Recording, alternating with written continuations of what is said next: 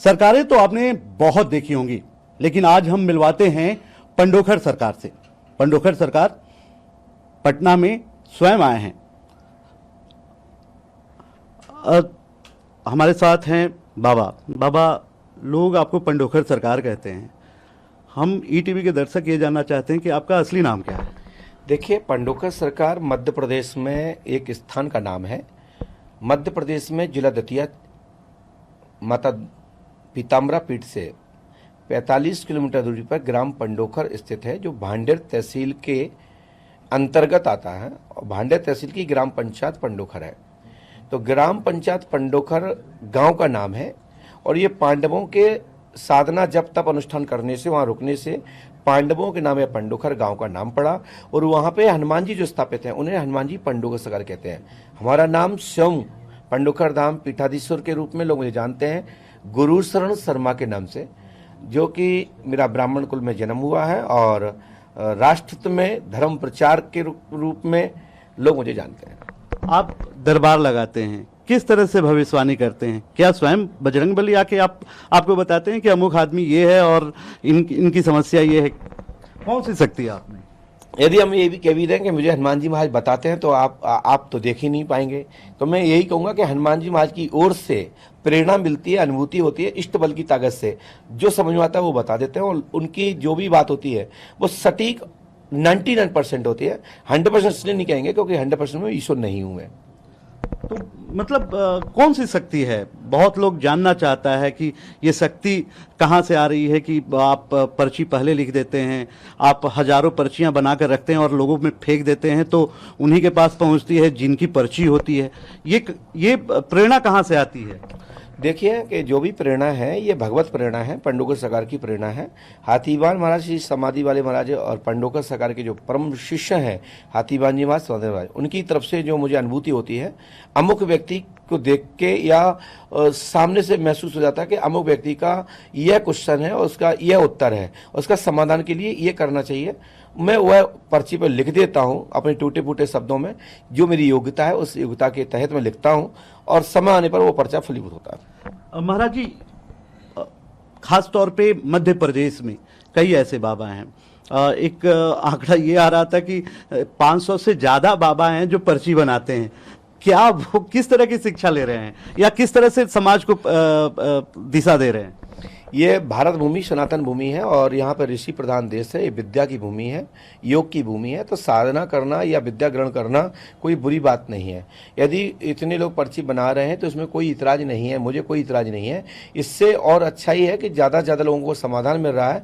जो राय देखते थे कि कोई बाबा जी, कोई गुरु जी, कोई महाराज आए तो हमको मार्गदर्शन करेंगे, तो उससे लोग भटकेंगे नहीं। अब लोगों को पता हो जाएगा कि इतने लोग हैं, कहीं भी जाके मिल लो, हमारा समाधान हो जाएगा। हाँ, विरोधी में एक चीज़ का जरूर हूँ कि अंधविश्वास को बढ़ावा ना दें और कोई ऐसा काम ना करें जिससे कि सनातन को नीचा देखना पड़े या सनातन को बदनाम होना पड़े। जो भी हो पारदर्शी हो, साफ हो और योग बल हो, मजबूत हो, इष्ट बल हो, मजबूत हो, और जो भी घोषणा हो मजबूत हो, जिसको कोई काट ना सके। फेविकोल से भी मजबूत जोड़ लगना चाहिए। जो कह दिया जाए वो मजबूत हो, 100% हो, 101% हो या 99% हो, लेकिन मजबूत हो, जिसको कोई काट ना सके। ऐसा कोई काम ना करें कोई भी पर्ची लिखने वाले जिससे सनातन को या साधु संतों को या महर्षियों योगियों को नीचे ना देखना पड़े। बस राजनीति और धर्म को जोड़कर देखा जाता है, बाबा और राजनीति को जोड़कर देखा जाता है। अमुक बाबा किसी दल को समर्थन करते हैं, अमुक बाबा किसी दल को करते हैं। कितना सही है ये?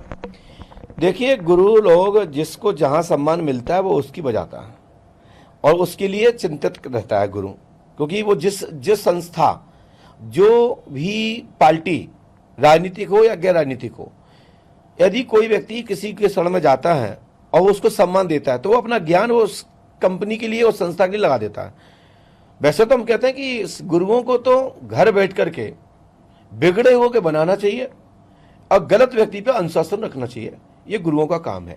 गुरुओं का काम चाटुकरता करना नहीं है, किसी एक के पक्ष में बोलने की आवश्यकता नहीं है। तो सत्य के लिए बोलना पड़े, यदि किसी सत्य दल के लिए या सत्य व्यक्तिगत किसी व्यक्ति के लिए जो वास्तविक राष्ट्र हित में है, तो कोई गलत बात नहीं है। बहुत अच्छी बात है कि वो न्यायदर्शी है और सत्य व्यक्ति को, अच्छी पार्टी को, अच्छे नेता को, अच्छे व्यक्तित्व को आगे ले आ रहा है, तो वो सदगुरु की पहचान है।